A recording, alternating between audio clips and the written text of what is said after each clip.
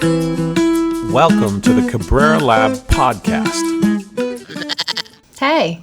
What's happening, hot stuff? Every time you just think of something new. Things are happening. Things are moving. Things are exciting. I'm like hyper. Life is exciting. I'm very motivated and hyper lately, which is good. I want to talk to you about something. Okay. And it's a simple idea, but it's an idea that often there's a moment when people really understand the profound nature of the impact of this. The profundity. The profundity. Yes. The profundity. We should have like tea and of it, that they're like, wow, I had no idea something so simple would be so meaningful. Yeah. And the idea is how we define things, right? And you and I were talking, I don't know, I think it was last week, something about a post on one of the social media, I can't remember what it was, but we were talking and I said, we really should talk more about that. The idea that A, we often think we know what something is and we act upon it. Mm-hmm. And B, to really understand what something is, you really have to draw that boundary of what it is not. And that's the part of our thinking that's weak. Yeah. Right? So I wanted to play with that a little bit. What's the look for? My brain's going all over, yeah. Well, that's good. Okay. We're taping, so you can go. But what are we, I guess, what's the question? Or what's the... I think the question... Yeah. If I were to phrase it as a question, why is that boundary between what something is and is not so important to our thinking, right? To our thinking abilities, to understand the world, to interact with the world, those kinds of things. Well, so I think there's two big things going on. One is, I think you have to always have in the back of your mind this idea of M equals IO, right? Which is mental model or meaning is equal to the information times the organization, meaning when we organize information, we make meaning. Right. Right. So the process of thinking is simply organizing information, right? Right. And the thing that you result with when you think and organize information is a mental model or meaning, right? So information in and of itself isn't meaningful. Mm-hmm. It's when we organize it in a particular way, we cause it to have meaning, right? Right. So and reality is doing the same thing. It's an information organizer, and if we organize things a certain way, we get a certain substance, and we organize those same things a different way, we get a different substance, right? Right. So the reason that's important is because when we're talking about meaning and in what you're talking about, distinctions or definitions, for example, how we define something, a lot of times I think what people in the general public will go to is just the information, and so they'll start debating words. Right. Right? Is it this word or is it that word? And that's what we call semantics, right? When somebody says, well, that's just semantic, what they mean is you're not really getting at the meaning, you're just swapping out words. Right. Does that make sense? Yeah. So we don't want to really have a lot of semantic arguments or debates or disagreements. We want to have meaningful arguments, right? We don't want to just say, should we use this word or that word? Because that's semantic. Right. Right. But and you could just swap in a new word. You could call it schnooferlurfen, right? And that word would work too. And if that's the case, then then the word itself is not the important part. That's not to say words aren't important. They're just, we don't want to just focus on the I. We want to focus on the way the I is organized. Right. But we do have a tendency to live at the informational level 100%. As a default, sort of in the way that we deal with things, right? As a default in society, we treat M equals I. Right. This is how education is governed. This is how we generally walk around the planet teaching and treating meaning and information as the same thing, even though they're not. And that's why, in my opinion, this thing right here is the origin of, oh, I thought you meant this. Yes. Oh, wait, we're missing each other. Yes. Or even worse, we're 6 months and $100,000 into a project, like, oh, Right. we meant this, Right. that kind of thing. Yep. So that's the first part, is just don't make sure that you don't get sort of hung up on the I level and not consider the O. And they go together is the point. It's not one over the other. It's just a lot of folks debate and argue at the I level, and we need to include the O. The second bit maybe is a little more technical, but probably not. And that is, in science, we have a lot of different validities, right? You're an expert in this, but Yes. but one of those validities is construct validity, right? And construct validity is really an interesting thing, because it's like it's talking about how do we define something, in a sense. What is the construct that we're trying to measure? Yes. And it has a lot to do with measurement. Like we have to understand this construct because we want to measure it. We want to be able to count it, let's say. Right. So, for example, a lot of my training was in the physical sciences and also the social. But what you'll notice in that transition that some people make is that in the physical sciences, they don't talk very much about construct validity, because they don't have a lot of, I'm not saying they don't have construct validity problems, but a lot of times the construct validity isn't the biggest problem. Right. Meaning, simple example, if your job is to count sheep, to measure the number of sheep in a pen, Right. if you go count sheep, if I go randomly select 10 people and tell them to go count the sheep in the pen, Yeah.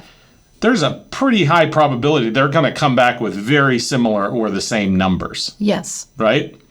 But if I take 10 people, randomly select 10 people, and I say, go count the number of times somebody was empathic in a conversation, you're going to get very different counts, right? Yeah. Because they're all interpreting Because the they're construct interpreting of the- empathic Yes. differently. They all Exactly. have different mental models of what that would look like. Exactly. So they don't have that. They don't have construct validity. So if 10 out of 10 people go count and they go, hey, there's 39 sheep. Oh, okay. Well, we have construct validity about what a sheep is. Right. But if they're all over the map on empathy or any of the many things that we study in the social sciences and in other sciences, for example, ecology, like where's the boundary on an ecology? Where's the boundary on, there's lots of things that, where's the boundary on metabolism? Where's the bound, that we have to navigate those boundaries. Yes. And that's how we establish construct validity. There's a bunch of different ways to establish construct validity. But the basic problem is, how do we know that we're measuring the thing that we say we're measuring? Right. With any reliability. Right? That's right. So this is kind of a behind the scenes on when and of course in real life this is happening much faster because we're in a meeting and you're saying this and I'm saying this and we're using the same word to say it, but we actually mean totally different things. Yes. Or we are actually using different words, but we mean the same thing. Right. But we think we disagree, but we actually don't. Yeah. Right? And that's happening all the time, really fast in meetings.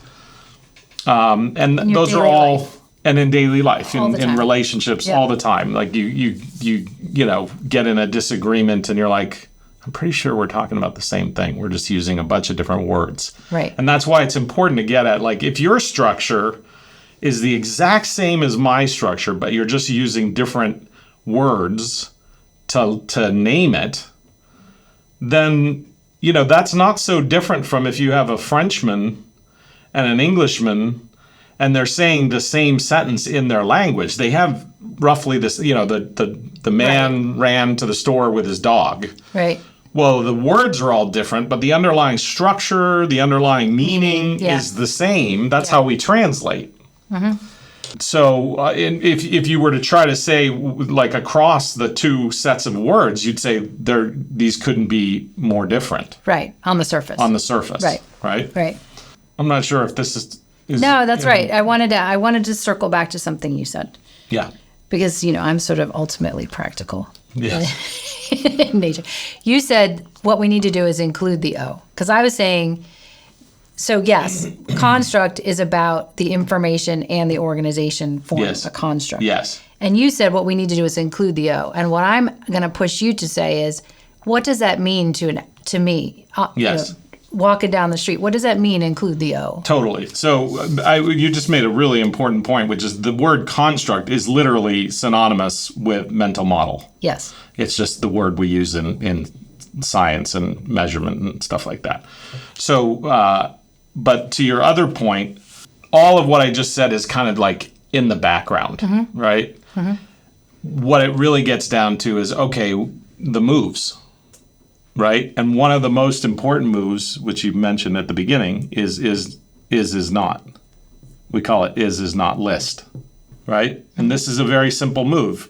Whatever the thing is, the thing could be X, whatever we're talking about, is, and X is not. And you make a list. X is this, X is that, X is this, X is that, X is not this, not this, not this, not that. Right. And what that does is it draws, ironically, the lists are the less important part. The part that's the important part is the distinction. Right. So the distinction is this like boundary, and sometimes the boundary is fuzzy. In fact, all the time the boundary is fuzzy, but sometimes we see it as not so fuzzy. It's just like when you zoom in, things get fuzzier. Right. Right? What we're trying to establish is that boundary. Yes. And the way we establish it is the is not. Mm-hmm. And this structure is called distinction, identity, other. This is the identity, and this is the other. You know, the not X and not X, or is not. Yes, and I think what's interesting about this is when we talk to people about this in the room or even, in whatever venue, it seems so simple. Obvious and so simple. Yeah. It is simple, and it seems so obvious. But I would challenge people to say, think about how many times you've missed somebody in a conversation. How many times a day? In a day. Yeah. And I would say the majority of those are distinction problems. Tons. Like distinction problems live in every conversation. They're at the surface. And so when you say include the O, the idea is, okay, I'm going to hear your words, but I'm going to interrogate what does that word mean to you? Yes. Right? So when we say include the O, make it explicit that I'm trying to understand not your words, but your mental model. Yes. And the O, by the way, the O is this, right? The O is this. The is not structure. Right. The I is all this squigglies that I put in because I don't really think about the I right away. I think about the O first. So all these squigglies up here and this, those are all the information. Mm-hmm. So the O is kind of a somewhat abstract structure that the information goes into. Right. Right? And just like we would organize, toys or something, buckets or structures that you put the toys into. Right. So the O is the place where we put the information. That's right. That's right. An is not list and all the moves and all of DSRP, all it's doing is spelling out the mechanics and the dynamics. Yes. The structures of the O. Right. And I would add, we're getting older. Yes. Which is a good thing because we're still alive. Yes.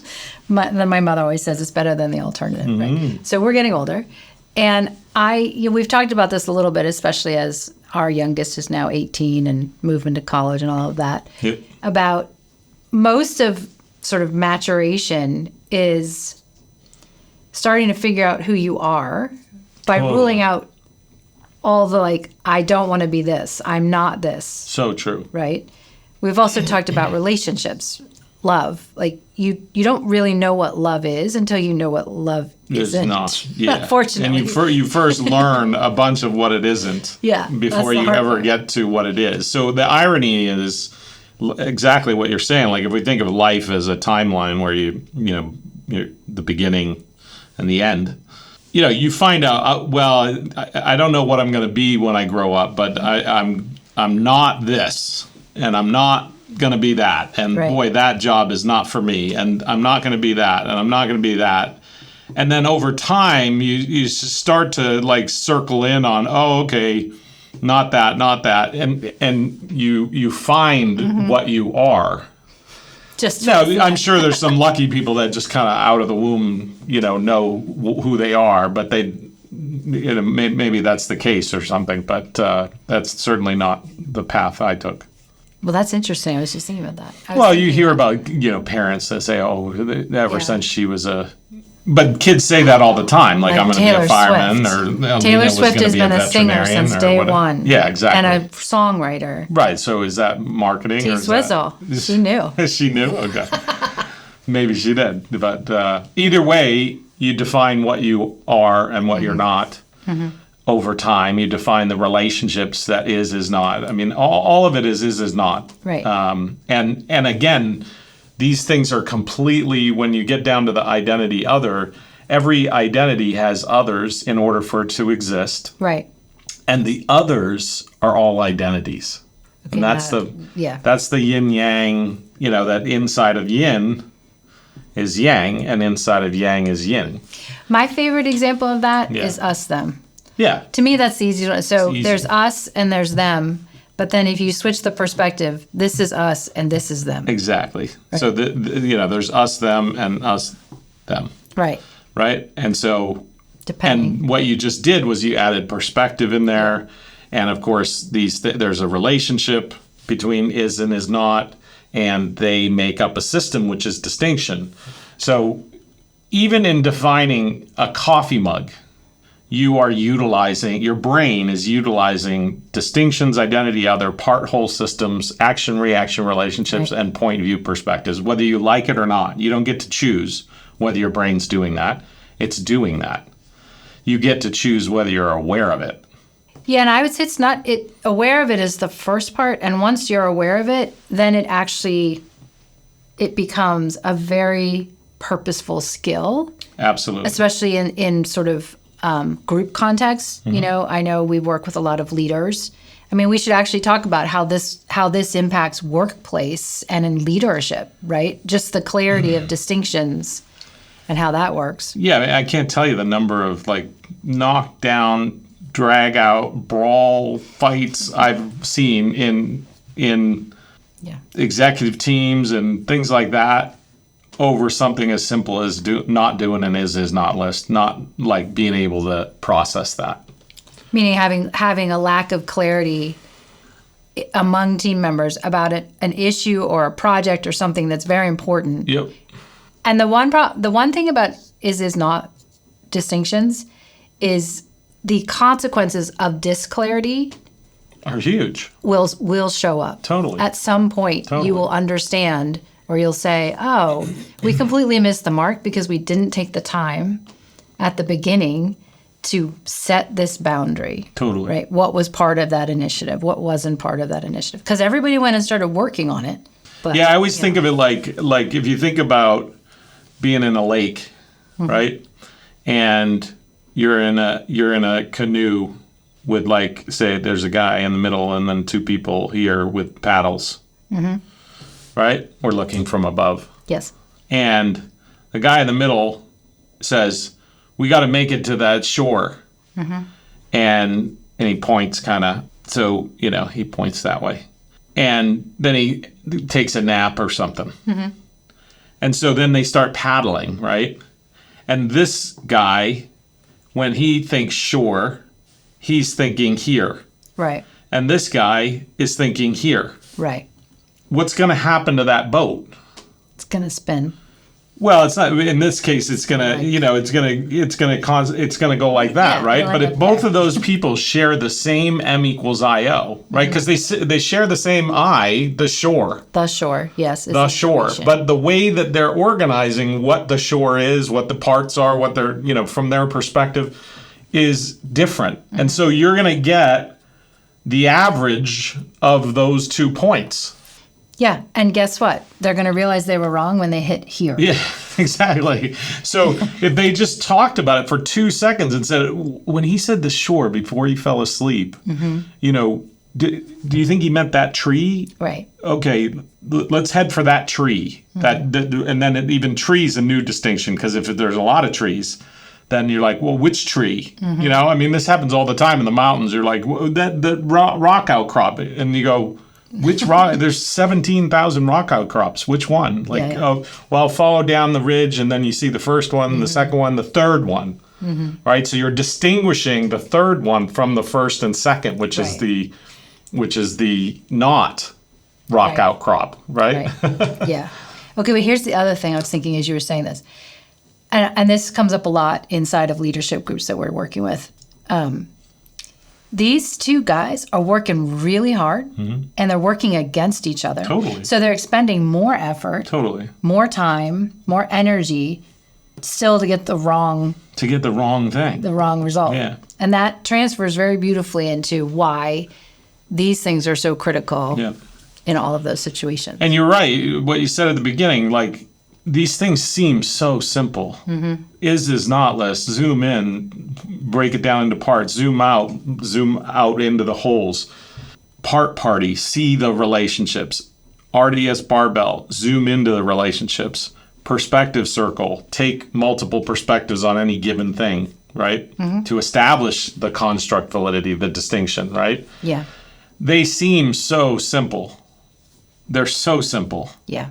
But the thing about, and this is something that really a lot of people struggle with, the difference between complexity and complicated. Complexity is actually your friend. It couldn't be more different than complicated.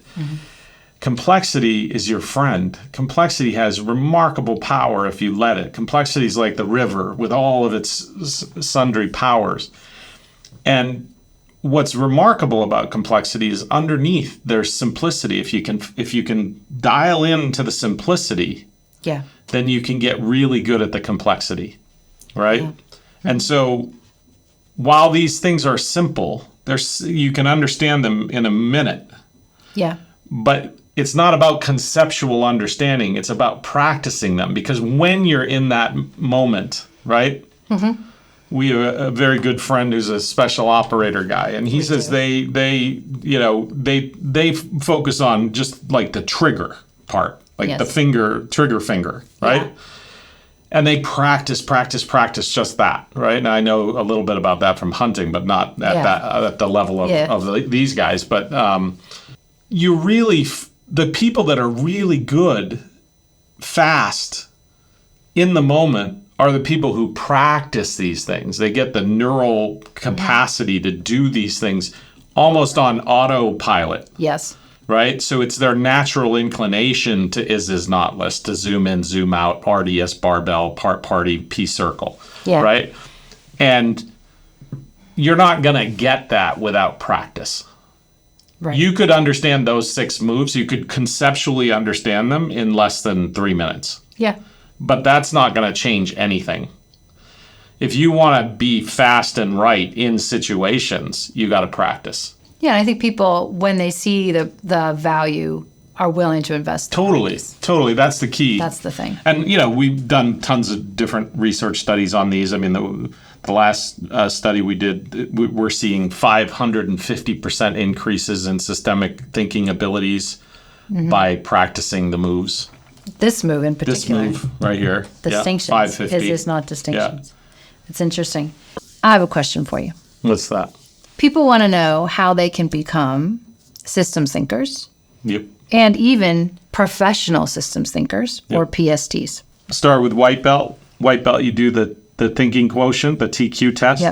It gives you your baseline, and it gives you the report of your strengths and weaknesses. Then you go on to yellow belt. Yellow belt is a relatively short course, lots of practice in the 6 moves. It's all about practice and performance. And then blue belt, PST, the thing here is this is the moment where people consistently tell us, like on a daily basis, that the blue belt, PST, blows their mind, transforms them as a person, transforms their relationships, just completely changes the way they think and the way they kind of approach life. That's great. And that one, we really get into the 483 of DSRP, which is the 4 patterns, the 8 elements, and the 3 dynamics. There's one dynamic in there that consistently blows people's minds and changes their life. That's how you do it. And if you had asked me that 30 years ago, I would have said we as a field do not know But today we have the research, we have the science behind it that says exactly what to practice and exactly what to do to become a systems thinker. And we can measure it over and over again over time with the TQ. Well, I think we should encourage people to become systems thinkers. So Yeah. we're going to throw a discount code on the screen and in the description below Yep. so you can get started. Make PST a wrap. All right. So I think we've done well. We've sort of talked about the importance of these distinctions, is not list. But I think it would be fun to give a little bit of an advanced nugget just for fun about distinction making. About like is not list? About distinctions, is not list, something that people who are already thinking about this might not know and is a little bit more deep Okay. or theoretical or however you want to say it. Well, let's make it practical too. So let's think about an is not list, right? And give me an example of something. Leadership. I'm going to map it out here. So this is like a node called leadership, right? Okay. And we're going to ask leadership is and leadership is not. And we're going to make a list, right? Yeah. And so a lot of people, what they'll do in the beginning, which is great, is they'll think about leadership is Vision, or, responsibility, right? direction. Direction, etc. And leadership is not Shouldn't be ego. ego, whatever, you come up Yeah. with some things, right? That's your basic list. And then let's say leadership is related to, but not the same as management, Yes. right? Let's say leadership is part of some bigger thing, Okay. right? Like Strategy. strategy, let's say. And management might be part of that too, right? So we can erase that, right? So just think about what we just said there. Leadership is related to management. Yes. Leadership is part of strategy. So even though you're doing part whole structure, you're saying this is all is. And let's say that, leadership is not related to ego. As we're doing these mappings or network theory or any of the other things we're doing, what we're effectively doing is defining all of the things about this node, how this node exists in the wider context, what it's related to, what it's not related to, what it's part of, what's looking at it, what it looks at and cares about, the perspective. All of those things are part of the is and is not as well. So what we end up doing is having a brain that creates these sort of canonical definitions for things. Right. That's based on experience. That's based on all of the different ways leadership shows up in this context. Leadership shows up in this context. And all of those are building this construct. Yes. So it gets much more sophisticated, I guess you would say, if you wanted to create canonical definitions for things, that what you might call a belief or something that's widely accepted. It's getting at all the different things that it is related to, it's part of, it's not part of, it's not related to.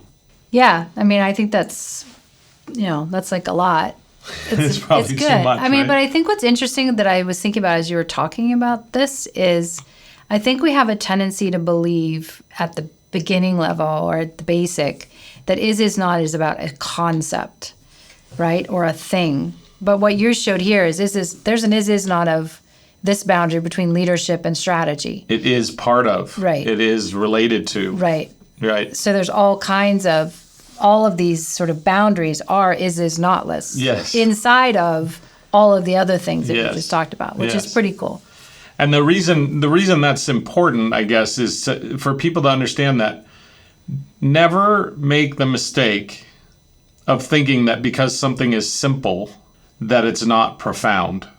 Yes.